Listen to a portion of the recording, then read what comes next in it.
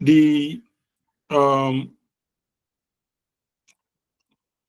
question was what was that question again? Okay, yeah, in the present question we are solving, how do you differentiate the 7 million in our additional statement and the 15 million? This retained earnings brought forward 15 million. It is referring to 2014 accounts. It is not referring to the retained earnings as at the date of acquisition. And in computing our net asset list, what we need is the retained earnings as at the date of, this is date of acquisition, as at the date the parent bought the subsidiary. That is the retained earnings we need here. So because we need that retained earnings, we're not going to use what we have in the statement of changes in equity, because this statement of changes in equity is only showing you the current year's financials. It's showing you 2014. A statement of changes in equity for the year ended December 31st, 2014.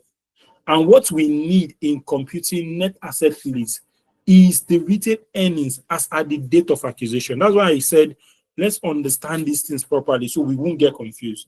Date of acquisitions, retained earnings is what we need. What we have in the statement here is December 31st, 2014, statement of equity. So if I pick this 15, I'll be wrong. What I need is the retained earnings as at the date of acquisition. That is why we took the 7. Then we need reporting date. What is the reporting date? 2014. As at 2014, what is the retained earning carry forward, which will be taken to 2015? It is 37. That's how we got the 37 and the 7 million. So there shouldn't be any confusion. If you are completing net asset list, what you need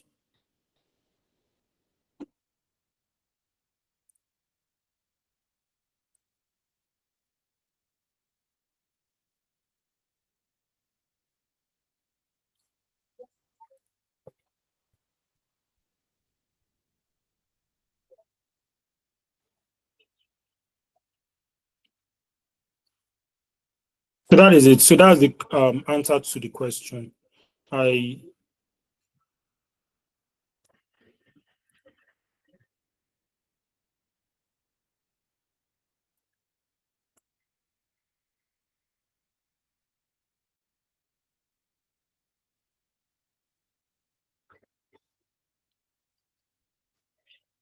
right, I think that is the question. So let me go on to, I have less than 7 minutes. I'll just leave the class. I'll run through. So that's what you might possibly have. Then after you've gotten the NCI, so after getting the NCI value, you need to share the post, which is this 30,000. We need to share it among the parent and the subsidiary. That's where we use 20% of that 30 here.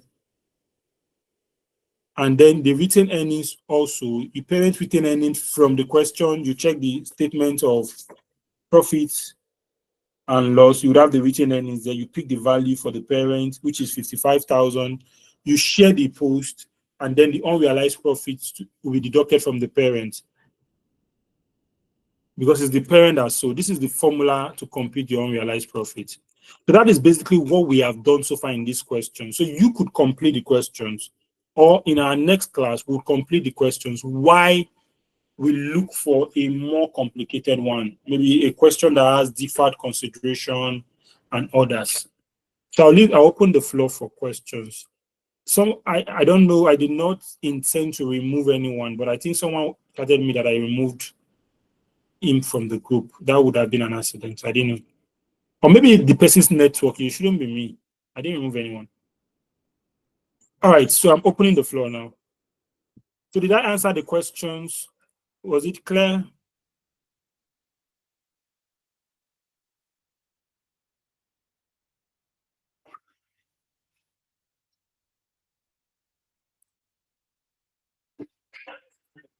Can anyone hear me at all?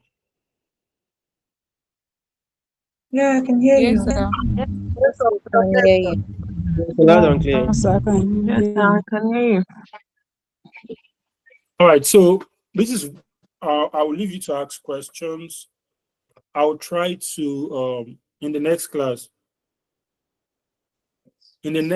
I would ensure to have a question where we have all of the, at least two of the items you would have under purchase consideration.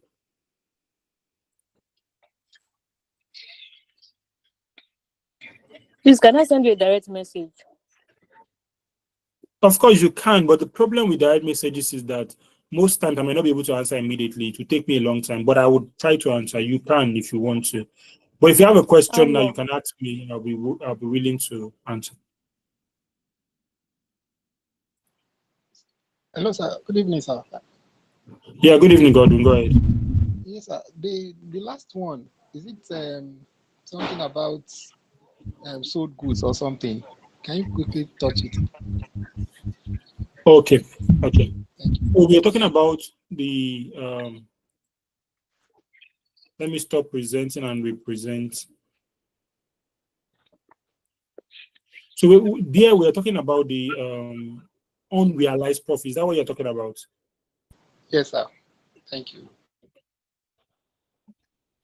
In our additional statement, here you said Apple included in the inventory of shares were goods purchased from Apple. So Apple is the parent for 3.9 million. Apple aims to earn a profit of 30% on cost. Total sales from Apple to sheiks were 6 million. Included in the inventory, the unrealized profit is the portion of the goods sold by either of the parties to one another. In this question, they said it is 3.9 million. It is included in the inventory, it has not been sold. What we need to now do is, how do you, the question has given you everything you need. It says 30% markup. So that's 30% over 130 times what goods is left. That's what we did here. That is how to calculate the unrealized profits. Here it is.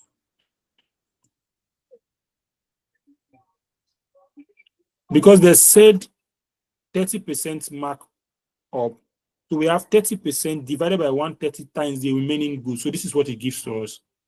Now, this is the unrealized profit. Because it is sold by the parent to the subsidiary, we are taking it out of the parent's retained earnings. If it was sold by the subsidiary to the parents, we would have deducted it from the reporting date and the post while computing this item based on the formula we use. Or if you're not going to deduct it from the net asset, you could deduct it from the NCI value when computing the NCI. That's what you would do if it is the NCI that's sold to the parents. I don't know if it is clear. Okay, thank you, sir. You're welcome. I'll share the slide. I'll share the slide on the group now. But it's already shared there. I think I downloaded it from the group today.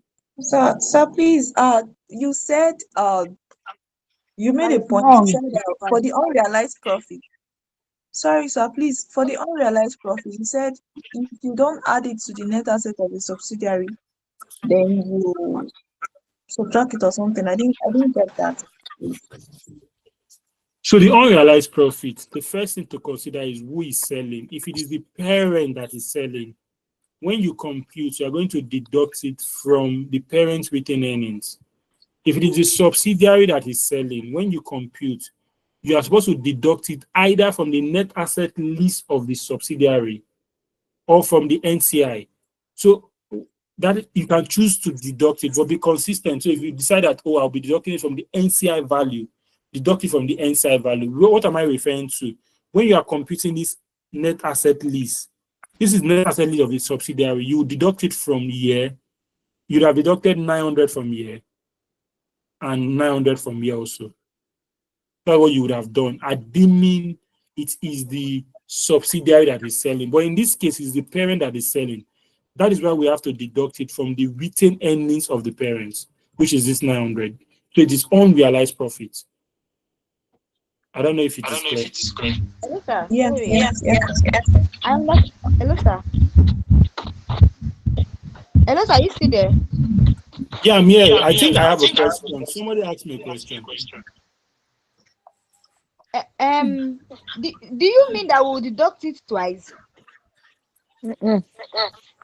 No. That's not what I mean. You will get it in either the net asset listing of the subsidiary or during their NCI calculation. That's all. Yes, either. Yes, Okay. either. Yes. Okay, so I noticed that when you were explaining that it should be deducted from the net asset list, you put the figure on the column for reporting date and then the post. Is that how to post it? Yes. Is that how we should, okay. Yes. We are not going That's to how you touch put it it. under date of acquisition. No, not on that date of Okay, acquisition. thank you, sir. Because there are adjustments after the purchase. There are no adjustment before it, so not the date of acquisition. Festus, please go ahead.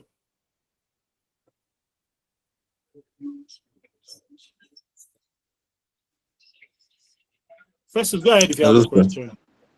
Yeah, hello. I thought the if the subsidiary is selling to the parent, I thought it's meant to be deducted based on their proportion since it's still in the it's still a group account since the sales is still you know group account. I don't know. If the subsidiary is selling to the You parent, right? understand my question? Yes. Is it not meant to be like the proportion of Yes, the that's the sales? correct thing. Yes, is a proportion. Now, that is why I always say you should deduct it from the net asset list. Now, once you deduct from the net asset list, remember that this 30, let's say we are deducting it here. Can you see this, what I'm doing, right?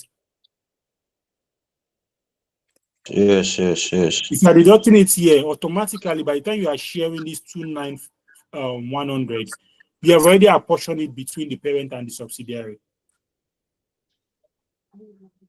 Again. Okay. If it is subsidiary that is selling and you deduct it from the net assets, it will solve the problem easily.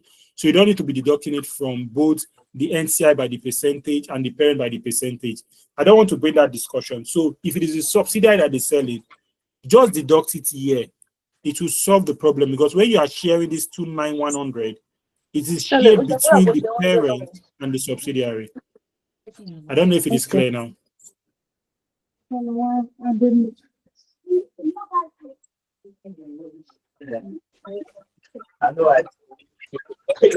All right. Thank you very much. Olicha, I will share the slide in group 5 now. Thank you for your time, all of you. Thank you. I'll give you better information next time. Then we'll have a more robust class. Thank you, sir. All right. I will send you a direct message, please. Thank you. I appreciate. All right. Thank you. Oh, I'm not in this. Thank you. Thank you, sir. All right. Take care.